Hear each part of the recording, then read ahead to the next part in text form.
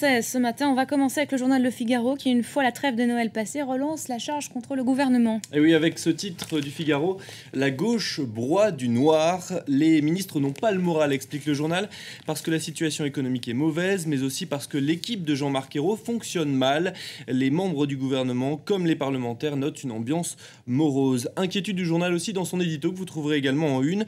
Le quotidien explique qu'on doit s'attendre à une année 2013 très difficile, mais pour l'instant, le gouvernement hésite entre deux stratégies. La France contre le reste du monde, façon Arnaud Montebourg, et une France ouverte aux réalités, façon Jean-Marc Ayrault. Or, dans la tempête, il faut savoir où l'on va, conclut le journal. Le journal Le Monde, lui, titre sur les conséquences du retrait des troupes françaises d'Afghanistan. Ces Afghans que l'armée française va emmener avec elle, titre le journal. On en a peu parlé, mais avec le retrait des troupes, plus de 160 Afghans vont quitter leur pays pour trouver refuge en France. Ce sont principalement des interprètes qui ont travaillé aux côtés de l'armée française et dont la vie est maintenant menacée par ce retrait. Et dans ce dossier, François Hollande a choisi de doubler le nombre d'Afghans qui seront accueillis en France.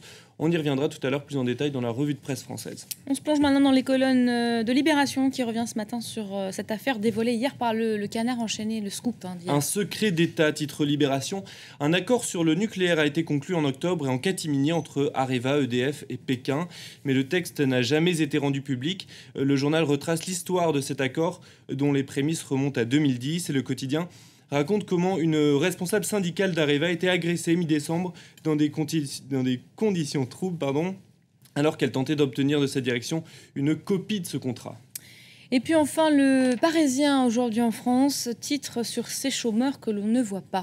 Oui, ces chômeurs invisibles parce qu'ils ne sont pas comptabilisés dans les statistiques officielles. Ils seraient des centaines de milliers, dit le Parisien, radiés des listes pour diverses raisons. Ils ne seront donc pas inclus dans les chiffres du chômage qui seront dévoilés aujourd'hui et que l'on annonce déjà très mauvais.